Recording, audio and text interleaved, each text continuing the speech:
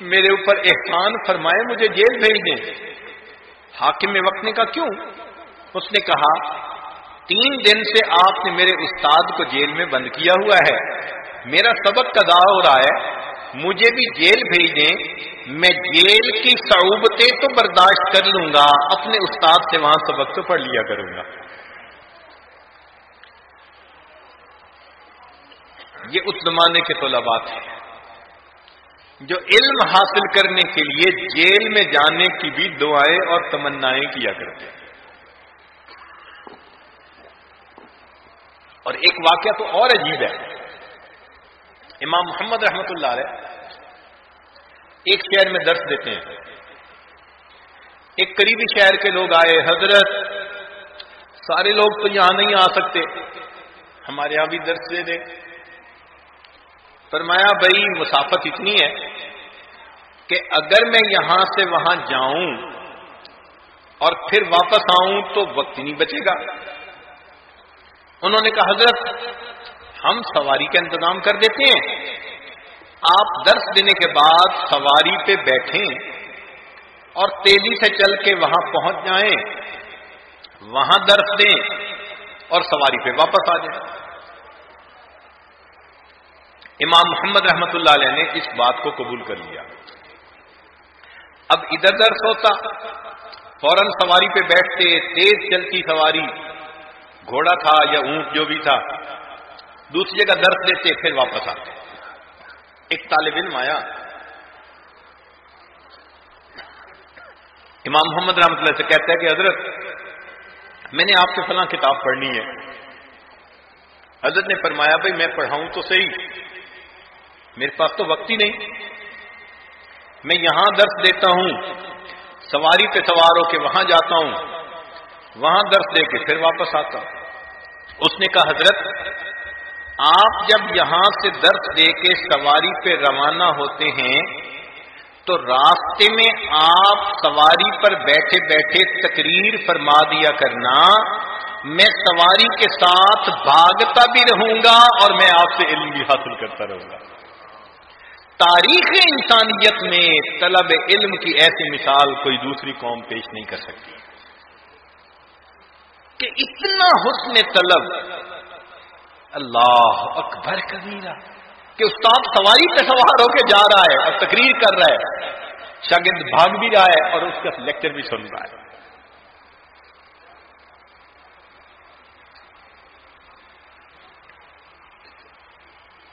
قربانیاں لی۔ آپ کہیں گے کہ یہ تو پہلے زمانے کے لوگ تھے، چلیں قریب کے زمانے کی بات سن لیجیے۔ شاہ عبد القادر رحمت اللہ علیہ اپنے واقعات میں فرماتے ہیں کہ میں زمانے طالب علم میں دارالعلوم دیوبند ایسے وقت پہنچا جب داخلے بند ہو گئے۔ ناظم تعلیمات کے پاس گیا، حضرت مجھے داخل فرما لیجئے۔ انہوں نے کہا داخلے بند۔ میں نے کہا حضرت آنے میں دیر ہو گئی۔ ان کا بھی ہم داخلہ ہی نہیں دے سکتے۔ میں نے پوچھا حضرت وجہ کیا ہے؟ انہوں نے کہا دیکھو بھائی دارالعلوم ابتدائی حالت میں ہے، نہ مطبخ ہے نہ کوئی طباخ ہے، جو کریا ہے نا بستی، اس کے لوگوں نے ایک طالب علم، 2 طالب علم، 3 طالب علم، مختلف طلباء کا کھانا اپنے ذمے لیا ہوا ہے۔ وہ طلباء پڑھتے یہاں ہیں اور کھانا ان کے ذمے کھاتے ہیں۔ اب پوری بستی میں ایک گھر بھی ایسا نہیں کہ جو کسی اور طالب علم کا کھانا ذمے لے، تو ہم آپ کو نہیں رکھ سکتے۔ فرماتے ہیں میں نے کہا کہ حضرت کھانا میری ذمہ داری، آپ مجھے کلاس میں بیٹھنے کی اجازت دے دیں۔ لو مجھے مشروط داخلہ مل گیا۔ اب داخلہ ملنے کے بعد میں طلباء کے ساتھ سارا دن پڑھتا، جب رات آتی تو طلباء کے ساتھ بیٹھ کے میں تکرار کرتا۔ جب طلباء سو جاتے میں اساتذہ کی اجازت کے ساتھ دارالعلوم سے باہر نکلتا۔ دیوبند بستی میں اس وقت 2 فروٹ کی دکانیں تھیں، سبزی فروٹ کی۔ میں وہاں چلا جاتا، کبھی تربوز کا چھلکے، کبھی خربوزے کے چھلکے، کبھی امرود کے چھلکے، کبھی سیب کے چھلکے، میں وہ چھلکے اٹھا کے لاتا ان کو دھو کے پاک صاف کر لیتا اور ان کو بیٹھ کے کھا لیتا، یہ میرا 24 گھنٹے کا کھانا ہوتا۔ میں نے سارا سال پھلوں کے چھلکے کھا کر گزارا کیا، اپنے سبق میں ناغہ نہیں ہونے دیا۔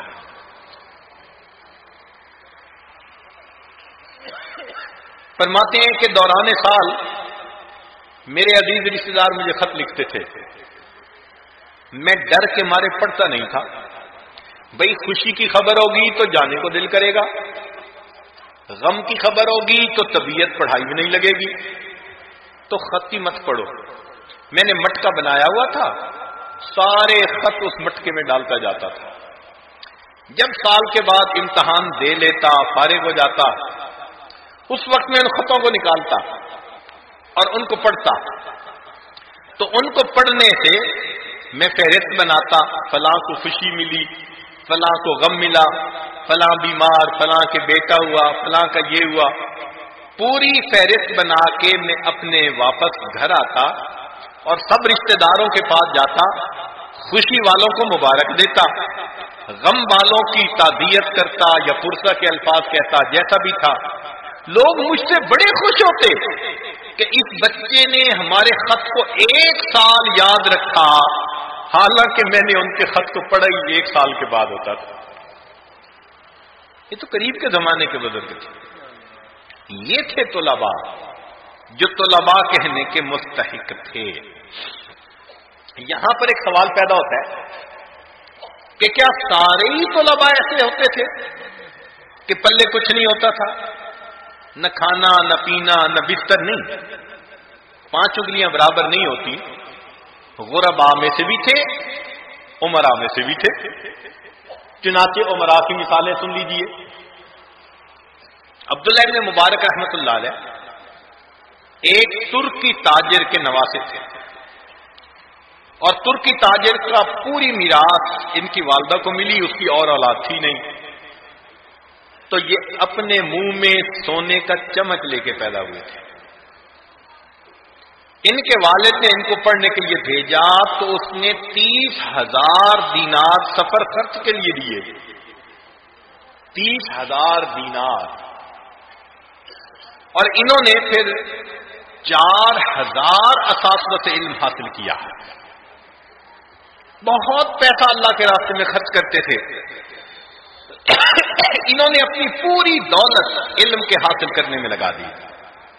پھر اللہ نے وہ مقام دیا کہ جب امام احمد بن حنبل سے ملنے کے لیے آتے تھے تو امام احمد بن حنبل اٹھ کر کھڑے ہوتے تھے، عبداللہ ابن مبارک کو اپنی مسند پر بٹھایا کرتے تھے۔ یہ نواب زادے تھے، علم اللہ نے ان کو عطا کیا۔ ہارون رشید کا ایک بیٹا تھا، رہتا محل میں تھا، مگر اس کو محل سے کوئی دلچسپی نہیں تھی، سادہ کھانا کھاتا، سادہ کپڑے پہنتا۔ ہارون رشید نے کہہ دیا، تیری وجہ سے لوگ تانے دیتے ہیں کہ جی آپ کے بچے کو تو کچھ ہو گیا، سائیکو کیس ہے، علاج کرواؤ، تو مجھے باتیں سننی پڑتی۔ ابا جان اگر آپ کو باتیں سننی پڑتی ہیں نا تو پھر مجھے اجازت دے، میں علم حاصل کرتا ہوں، جاتا ہوں یہاں سے۔ ہارون رشید نے اجازت دے دی، ماں نے اس کو جاتے ہوئے ایک انگوٹھی دے دی اور قرآن پاک دی، بیٹا تم قرآن پاک پڑھنا تو اماں کو یاد کرنا، اور اگر ضرورت پڑے کوئی تو یہ انگوٹھی قیمتی ہے، بیچ کے ضرورت پوری کر لینا۔ وہ نوجوان گیا، مسجد میں اعتکاف کی نیت سے رہتا تھا، ہفتے میں 1 دن کام کرتا تھا، ہفتے میں 1 دن کام کرتا تھا، وہ بھی جب مدرسے میں چھٹی ہوتی تھی۔ چھٹی کے دن مزدوری کرتا تھا، اور مزدوری کر کے اتنی مزدوری لیتا تھا جس سے کہ اس کو 6 روٹیاں مل جاتی تھی۔ ہر روز 1 روٹی کھاتا تھا، 24 گھنٹے گزارتا تھا، اور پھر 7ویں دن پھر مزدوری کر لیتا تھا، لوگوں کے گھر بناتا۔ اس شہزادے نے اس حال میں رہ کر اختیاری تنگی تھی رزق کی، مگر اس نے اس حال میں رہ کر علم حاصل کرنے کو پسند کیا. تفصیل پڑھنی ہو تو حضرت شیخ الحدیث رحمۃ اللہ علیہ نے اس واقعے کو تفصیل کے ساتھ لکھا ہے.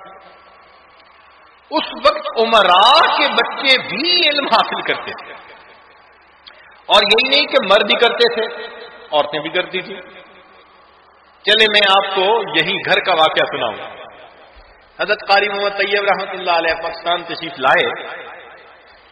ہمارے حضرت رحمۃ اللہ علیہ سے بہت دوستانہ تھا. سب سے پہلی ملاقات ان کی ہمارے حضرت سے حرم میں ہوئی تھی، حرم مکہ میں. ہمارے حضرت رحمۃ اللہ علیہ کا چہرہ بڑا منور تھا. اتنے خوبصورت اور پر انوار تھے کہ جو بندہ دیکھتا تھا وہ بے اختیار کہتا تھا ما ھذا بشرا ان ھذا الا ملک کریم. اور حضرت قاری محمد طیب رحمۃ اللہ علیہ کا چہرہ بھی ایسا پر انوار تھا. جب حضرت نے دیکھا تو فرمانے لگے کہ میں نے پوچھا قاری صاحب آپ نے یہ چہرہ کیسے بنایا؟ آپ نے یہ چہرہ کیسے بنایا؟ تو فرمانے لگے، انہوں نے برجستہ جواب دیا، یہ چہرہ میں نے نہیں بنایا، یہ میرے شیخ نے بنایا. یہ چہرہ میں نے نہیں بنایا، یہ چہرہ میرے شیخ نے بنایا. انہوں نے ایک محفل میں واقعہ سنایا حضرت نانوتوی رحمۃ اللہ علیہ کی شادی کا. اس زمانے میں دارالعلوم دیوبند کے ایک خازن تھے، نواب صاحب تھے. ان کو حضرت نانوتوی سے بڑی محبت تھی. عرصے سے پیچھے لگے ہوئے تھے کہ میں آپ کو اپنا بیٹا بنانا چاہتا ہوں. ان کے اصرار پر حضرت نانوتوی نے ہاں کر دی، نکاح ہو گیا. نواب صاحب نے اپنی بیٹی کے لیے اس زمانے میں جب استاد کی تنخواہ 2 روپے ہوتی تھی 1,00,000 روپے کے زیورات بنائے اس زمانے میں، اور اپنی بیٹی کو رخصت کیا. جب رخصتی ہو گئی تو حضرت نانوتوی رحمۃ اللہ علیہ پہلی رات اپنی اہلیہ کے پاس آئے تو اہلیہ صاحبہ فرماتی ہیں کہ میرے پاس آ کر بیٹھ گئے، چارپائی پر سلام کیا اور فرمایا کہ شادی کا مقصد ہوتا ہے خاوند بیوی کے ذریعے گناہ سے بچے اور بیوی خاوند کے ذریعے گناہ سے بچے. یہ شادی کا مقصد ہوتا ہے، خاوند بیوی کے ذریعے گناہ سے بچے اور بیوی خاوند کے ذریعے گناہ سے بچے. اور دوسری بات فرمائی کہ زندگی اچھی تب گزرتی ہے جب میاں بیوی دونوں ایک لیول پر ہوں. میں تمہاری مانند امیر بننا چاہوں تو ساری زندگی محنت کروں تو نہیں بن سکتا، اور تم میری طرح بننا چاہو تو ابھی بن سکتی ہو. تو میں نے پوچھا کیسے؟ تو فرمانے لگے کہ یہ جتنے زیورات ہیں نا، یہ جو ترکیہ کا ہے نا خلافت کا کام، یہ سارا اللہ کے راستے میں بھیج دو. فرماتی ہیں میں نے سارے زیور نکالے، 1,00,000 روپے کے زیور حضرت نے رومال میں باندھے اور اگلے دن وہ زیورات اللہ کے راستے میں پہنچا دیے. اب اگلے دن میں گھر میں تھی تو محلے کی عورتیں دیکھنے کے لیے آئیں. جب شادی ہوتی ہے تو دلہن کو دیکھنے کے لیے بوڑھی بوڑھی آتی ہے. وہ دلہن کو کم دیکھتی ہیں، اپنے دلہن کے زمانے کو زیادہ یاد کرتی ہیں. تو کہنے لگی بڑھیا آ گئی 2-3، اور انہوں نے مجھے دیکھا تو میرے اوپر تو کوئی زیور ہی نہیں جسم پر. ان میں سے ایک بڑھیا فتنے کی پڑیا، وہ کہنے لگی ہاں یہ تو باپ پہ بوجھ بنی ہوئی تھی، لگتا ہے اس نے دھکا ہی دے دیا، جان چھڑائی اس سے. کہنے لگے جب میں نے یہ سنا تو میرے تو آنکھوں سے آنسو، رونا ہی نہ تھمے. حضرت نانوتوی رحمۃ اللہ تشریف لائے، مجھے روتے ہوئے دیکھا، فرمایا کیوں، کوئی خیریت ہے؟ میں نے کہا نہیں بس آپ مجھے میرے والد صاحب کے گھر چھوڑ دیں. حضرت نانوتوی رحمۃ اللہ نے میری خواہش کا احترام کیا اور مجھے اسی وقت لے کر میرے والد سے آپ کے گھر چھوڑ دیا. اس زمانے میں مردان خانہ الگ ہوا کرتا تھا، زنان خانہ الگ ہوتا تھا. مرد لوگ مردان خانے میں رہتے تھے بوقت ضرورت گھر کی عورتوں سے ملاقات کرتے تھے. کہنے لگی میں 2 دن وہاں رہی. تیسرے دن میرے والد صاحب زنان خانے میں آئے تو نظر پہ بیٹی تم یہاں ہو؟ تو پتہ چلا جناب یہ تو ایک ہی دن رہ کے آ گئی تھی. پوچھا کیوں؟ کہنے لگے میں نے پھر رونا شروع کر دیا کہ میرے ساتھ تو یہ ہوا. گو میں نے زیورات اپنے خوشی طیب نفس سے دیے تھے مگر عورتوں کا جو تانا تھا اس نے میرا دل دکھا دیا. تو نواب صاحب کہنے لگے بیٹی یہ کون سی بڑی بات ہے؟ نواب صاحب نے 1 روپے کے زیورات اور بنوائے اور پھر اپنی بیٹی کو دیے اور کہا کہ اچھا تم جاؤ، رخصت کر دیا. کہنے لگے جب میں آئی رات کو حضرت نواب رحمۃ اللہ تشریف لائے، سلام کیا، فرمان لگے دیکھیں میں نے تو آپ کو ایک مشورہ دیا تھا کہ اللہ کے راستے میں دے دو، تم نے اپنی چاہت اور مرضی سے دیا تھا، اگر تمہاری چاہت نہیں تھی تو نہ دیتی، میں نے مجبور تو نہیں کیا تھا. اب تمہارے والد صاحب کے سامنے میری رسوائی ہوئی کہ میں نے مجبور کیا ہوگا، اور میں نے تو اس لیے کہا تھا کہ یہ سانپ اور بچھو تم اپنے گلے ہاتھوں میں کیسے پہنو گے. کہتے ہیں حضرت نانوتوی رحمت اللہ علیہ کے الفاظ میں ایسی توجہ تھی، تاثیر کی کہ مجھے بالکل لگا میری انگوٹھیاں بچھو ہیں جو چپکے ہوئے ہیں اور یہ سانپ ہے جو میرے گلے میں لاکٹ ہے. کہنے لگے میں نے اسی وقت اپنے زیورات اتارنے شروع کر دیے. حضرت کہہ رہے ہیں نا نا نا نا، اور میں اتارتی جا رہی ہوں، سب زیورات اتار دیے اور میں نے کہا کہ اب اس کو پھر اللہ کے راستے میں دے دیں، میں آج کے بعد کسی کو نہیں کہوں گی.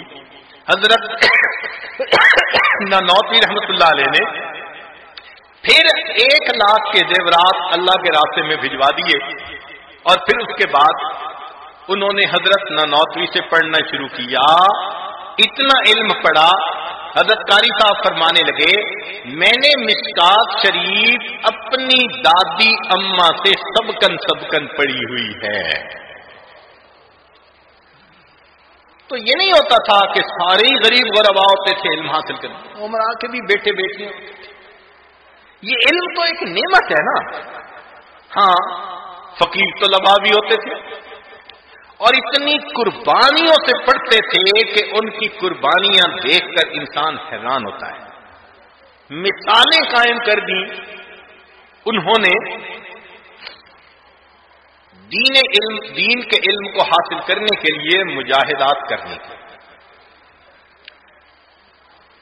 میر مبارک بلگرامی رحمت اللہ علیہ محدث تھے، پڑھانے کا وظیفہ نہیں لیتے تھے، چنانچہ کئی دن کا فاقہ.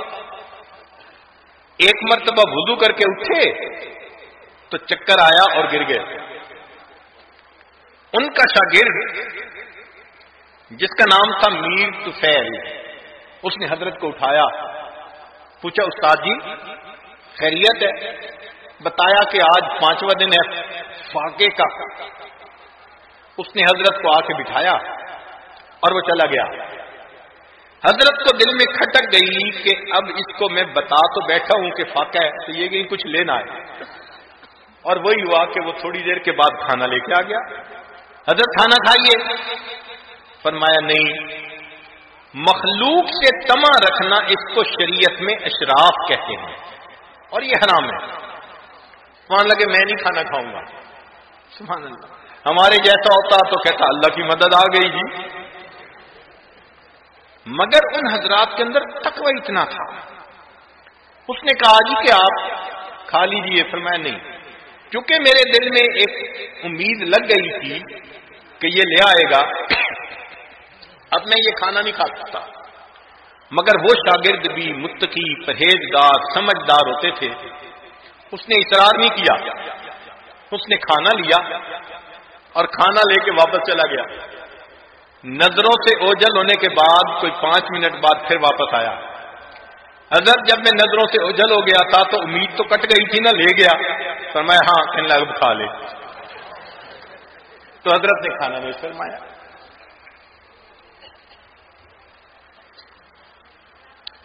تین طلباء تھے، ایک کا نام تھا ابن المقری، ایک کا نام تھا ابو شیخ، اور ایک کا نام تھا طبرانی۔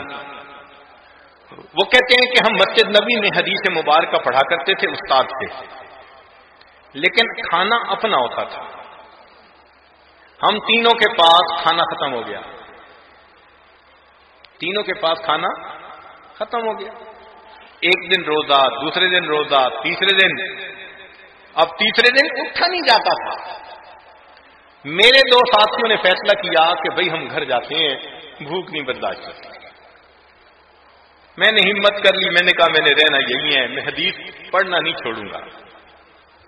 کہنے لگے چوتھا دن میرے لیے اٹھ کر بیٹھنا مشکل ہو گیا، اتنی بھوک تھی۔ اچانک میرے ذہن میں خیال آیا، طبرانی تم جن کے مہمان ہو تو میزبان کو جا کے کیوں نہیں بتاتے؟ میں اسی وقت اٹھا اور میں مواجہ شریف پر حاضر ہوا، اور میں نے نبی علیہ الصلوۃ والسلام پر درود شریف پڑھا، صلاۃ والسلام پیش کیا، اور میں نے کہا یا رسول اللہ صلی اللہ علیہ وسلم الجوع، اے اللہ کے حبیب صلی اللہ علیہ وسلم بھوک لگی ہے۔ کہتے ہیں کہ دعا مانگ کے میں وہاں سے باہر نکلا تو دروازے کے اوپر ایک علوی النسب شخص تھا، سر کے اوپر اس کے ہنڈیا، ہاتھ میں اس کے پھلوں کی ایک ٹوکری سی ہے، اور میرا نام لے کر پکار رہا ہے۔ میں نے نام سنا، میں حیران ہوا۔ میں نے کہا کہ تمہیں میرا نام کس نے بتایا؟ کہنے لگا کہ میں مسجد نبی کا پڑوسی ہوں، دیوار ایک ہے، دوپہر کے وقت کیلولہ کر رہا تھا، کیلولہ میں مجھے محبوب صلی اللہ علیہ وسلم کی زیارت نصیب ہوئی۔ فرمایا الوی میرا ایک مہمان بھوکا ہے، جاؤ اس کو کھانا کھلاؤ۔ میری آنکھ کھلی، میں نے بیوی کو دیکھا کہ ہنڈیا اتار رہی تھی۔ میں نے کہا اپنے لیے اور ہنڈیا بنا لینا، مجھے ہنڈیا اور روٹی دو۔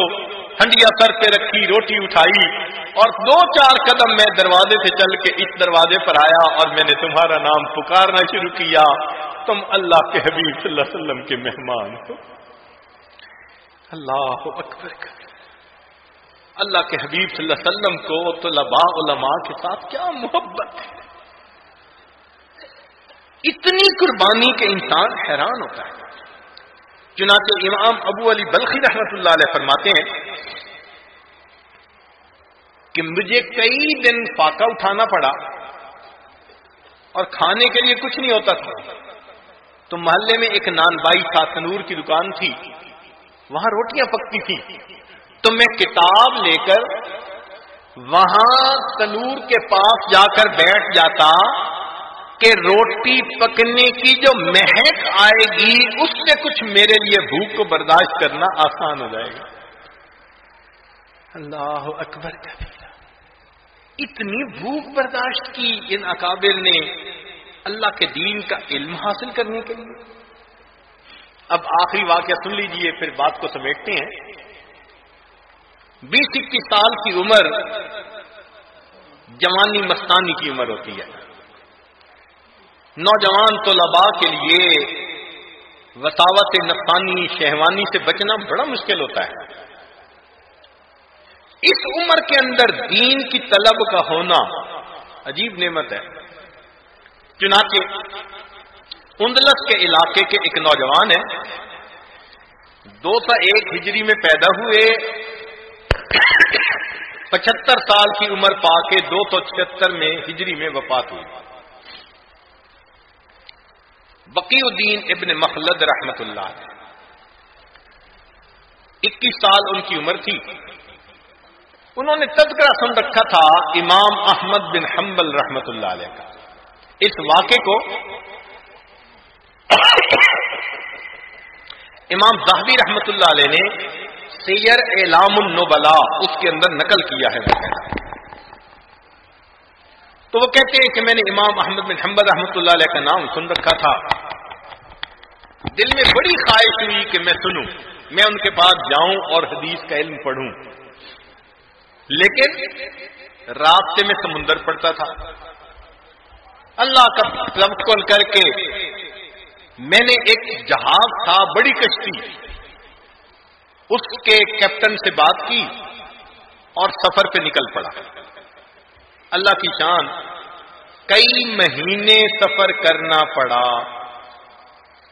اور درمیان میں کشتی راستہ بھی بھول گئی تو سفر اور لمبا ہو گیا. پھر اس سفر کے اندر ایسا وقت بھی آ گیا جب سمندر کے اندر طوفان ہوتا ہے، ہائی ٹائیڈ ہوتی ہے. اس وقت کشتی لگنے رداد ہو جاتی کہ اگر چلتی رہے گی تو الٹ جائے گی، ڈوب جائیں گے بندے، تو لنگر ڈال دیتے تھے. ایک ایک ہفتہ طوفان رہتا، کشتی ایک ہی جگہ پر اور صرف جھٹکے لگ رہے ہیں. اس سے بیماری ہو جاتی، ابکائیاں آتی تھیں، پیٹ کی بیماریاں ہو جاتی تھیں. کہنے لگے میں اتنا بیمار کہ میری ڈی ہائیڈریشن ہونے کے قریب ہو گئی. قسمت سے طوفان کم ہوا، ہم آگے چلے اور بالآخر زمین پر آئے. وہاں سے میں نے پیدل سفر کرنا شروع کیا اور میرا سفر بھی سینکڑوں میل کا سفر تھا. میرے کپڑے گندے، کھانے پینے کا سامان بچا کچھ نہ، اور میں اپنے سامان کو کمر پر رکھے چل رہا تھا. نکاہت کی وجہ سے میں گرنے لگتا تھا. خدا خدا کر کے وہ وقت آیا کہ میں بغداد کے قریب پہنچا.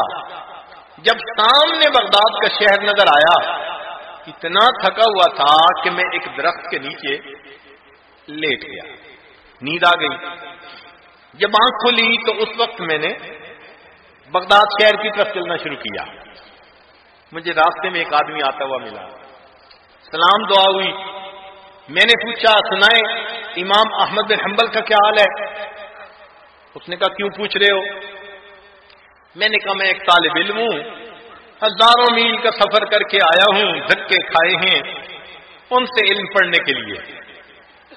اس نے میرا چہرہ دیکھا، کہنے لگا اے طالب علم، افسوس ہے کہ تیری یہ حسرت پوری نہیں ہو سکتی. کہنے لگے شاکنگ نیوز تھی میرے لیے، میری حسرت پوری نہیں ہو سکتی. اس نے کہا ہاں، حاکم وقت کسی بات پہ امام احمد بن حنبل سے ناراض ہو گیا، اس نے جامع مسجد میں ان کا درس بھی موقوف کر دیا اور گھر میں نظر بند کر دیا. نہ وہ لوگوں سے مل سکتے ہیں نہ لوگ اس سے مل سکتے ہیں، تو مل حاصل نہیں کر سکتے.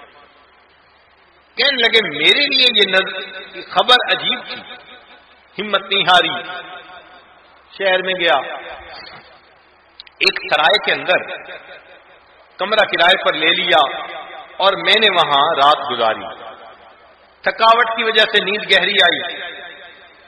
دوسرے دن میرے ذہن میں خیال آیا کہ اچھا کسی کا تو درس ہوتا ہوگا. میں نے پوچھا سرائے والے سے کہ شہر میں کس کا درس ہوتا ہے؟ انہوں نے کہا کہ یحییٰ بن معین رحمت اللہ علیہ جو جرح اور تعدیل کے امام تھے، کہ ان کا مسجد میں عصر کے بعد درس ہوتا ہے. میں عصر کے بعد وہاں پہنچ گیا. یحییٰ بن معین رحمت اللہ علیہ نے تھوڑی دیر حدیث پاک کا درس دیا، پھر اس کے بعد سوال و جواب کا سلسلہ تھا. لوگوں نے سوال پوچھنے شروع کر دیے. ایک نے سوال پوچھا، دوسرے نے پوچھا، تو اتنے میں بھی کھڑا ہوا اور میں نے کہا جی کہ مجھے ہشام بن عمار رحمت اللہ علیہ کے بارے میں بتائیں. انہوں نے کہا کہ وہ اتنے ثقہ ہیں کہ ان کی چادر کے نیچے عجب بھی آ جائے تو ثقافت میں فرق نہیں پڑتا. وہ اتنے ثقہ بندے ہیں. میں نے کہا بہت اچھا. میں نے کہا جی مجھے دوسرا سوال پوچھنا ہے. ساتھ والے لوگوں نے میرے کپڑے کھینچنے شروع کر دیے. انہوں نے کہا کہ تو نوارد نظر آتا ہے، اس مجلس کا دستور ہے ہر بندہ ایک سوال پوچھ سکتا ہے. ایک بندہ سارے سوال پوچھے تو باقی کیسے پوچھیں گے؟ تو ایک سوال پوچھ چکا، اب بیٹھ. میں نے کہا کہ میں مسافر ہوں اور غریب الدیار ہوں اور میرا حال دیکھ رہے ہیں. اصل سوال تو میں نے اور پوچھنا تھا، یہ تو میں ایسے ہی پوچھ بیٹھا. پتا ہوتا تو میں وہی سوال پوچھ لیتا. میں نے تھوڑی منت سماجت کی، لوگوں کو مجھ پہ ترس آیا. کہنے لگے اچھا پوچھو. کہنے لگے میں نے یحییٰ بن معین رحمۃ اللہ سے سوال پوچھا کہ آپ امام احمد بن حنبل کے بارے میں کیا فرماتے ہیں؟ کہنے لگے میرے سوال پہ سناٹا چھا گیا. مقامی لوگ حیران تھے کہ بادشاہ ان کے اتنا خلاف اور یہ مجمع میں سوال پوچھ رہے ہیں. یحییٰ بن معین رحمۃ اللہ علیہ نے تھوڑی دیر سر چکایا، پھر سر اٹھا کے کہنے لگے کہ امام احمد بن حنبل تو امام المسلمین ہے. یہ الفاظ کہے کہ امام احمد بن حنبل وہ تو امام المسلمین ہے. کہنے لگے میرے دل میں بات رچ گئی، اب جو مرضی ہو، جو قربانی دینی پڑے، میں امام احمد بن حنبل سے علم حاصل کر کے رہوں گا. کہنے لگے میں گھر آیا، راستے میں نے ایک بندے سے کہا کہ مجھے امام احمد بن حنبل کا گھر دکھا سکتے ہو؟ اس نے کہا بھائی وہ پولیس والے دیکھیں گے تو مجھے بھی صدا، تجھے بھی.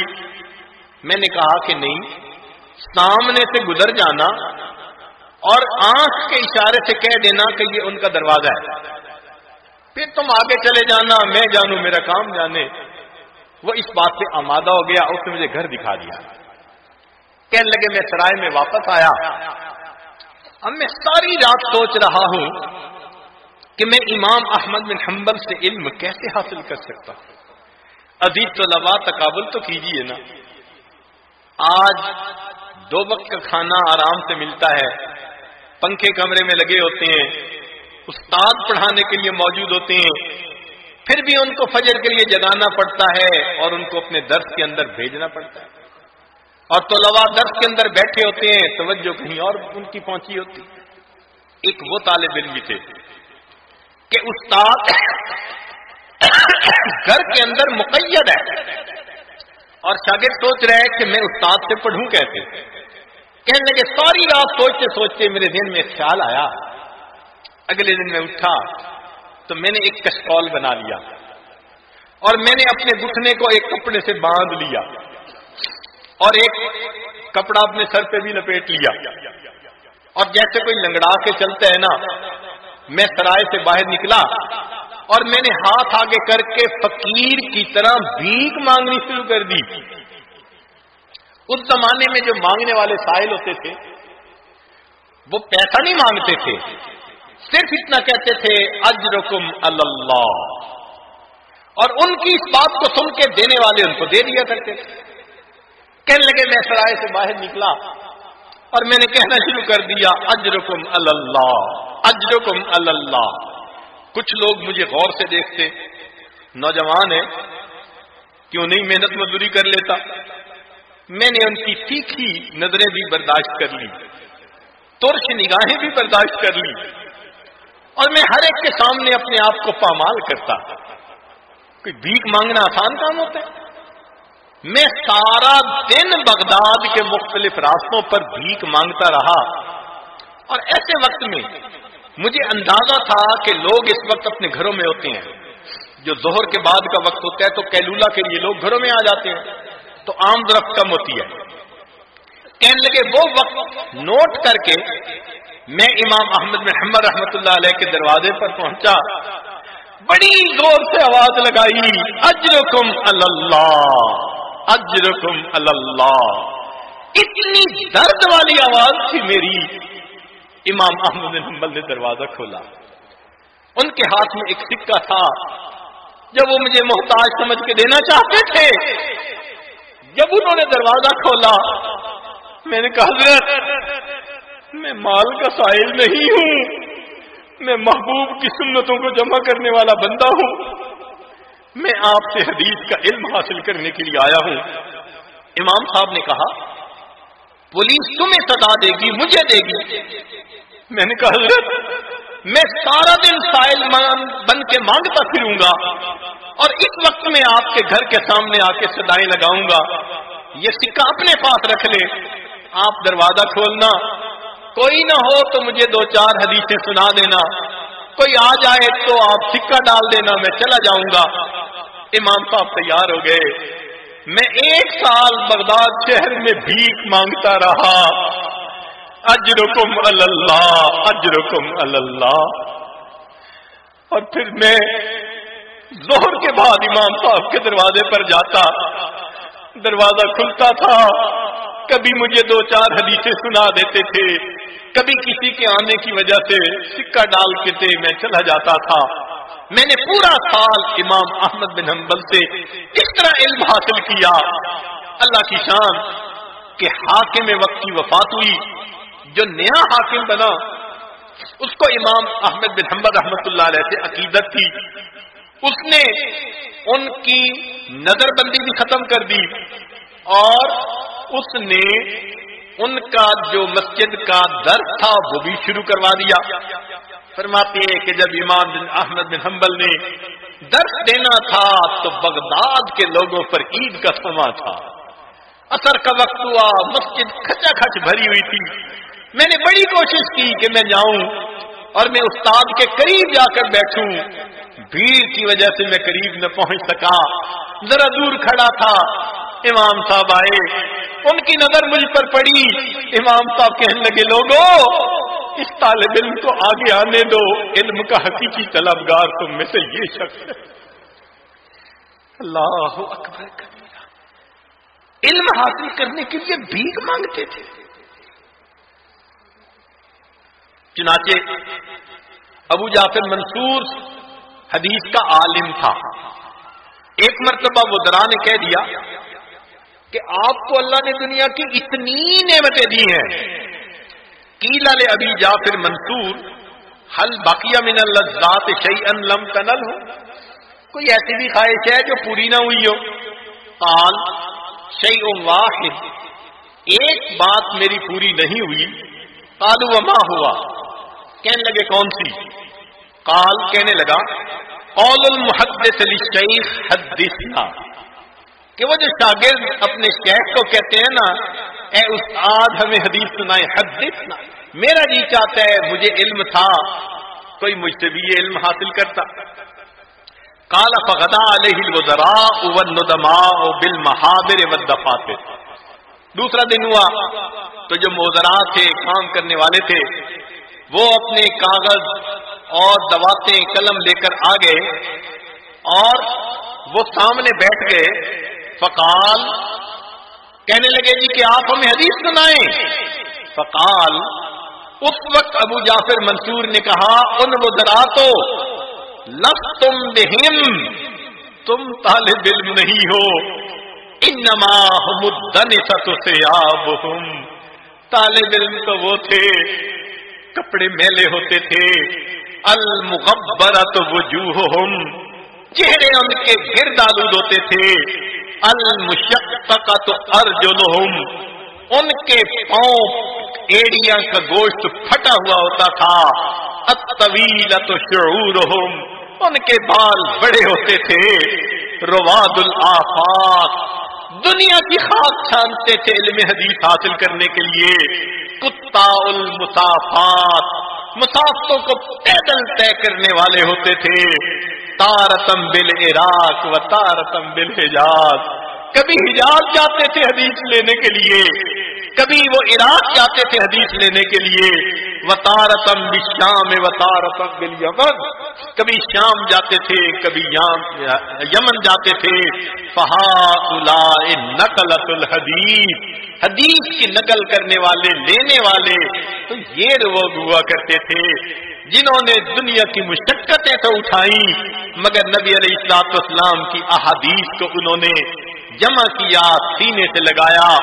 مبارکباد کے لائق ہیں وہ نوجوان طالب علموں، اپنی قسمت میں اللہ کا شکر ادا کرو، اللہ رب العزت نے آپ کو اس دین کے لیے چنا ہے، آپ اللہ کے چنے ہوئے بندے ہیں، اور اس کی دلیل قرآن عظیم الشان میں سے اللہ رب العزت فرماتے ہیں ثم اورثنا الکتاب، پھر میں نے اپنی کتاب کا وارث اپنے بندوں میں سے ان کو بنایا، الذین اصطفینا من عبادنا، جو میرے بندوں میں سے میرے چنے ہوئے بندے تھے۔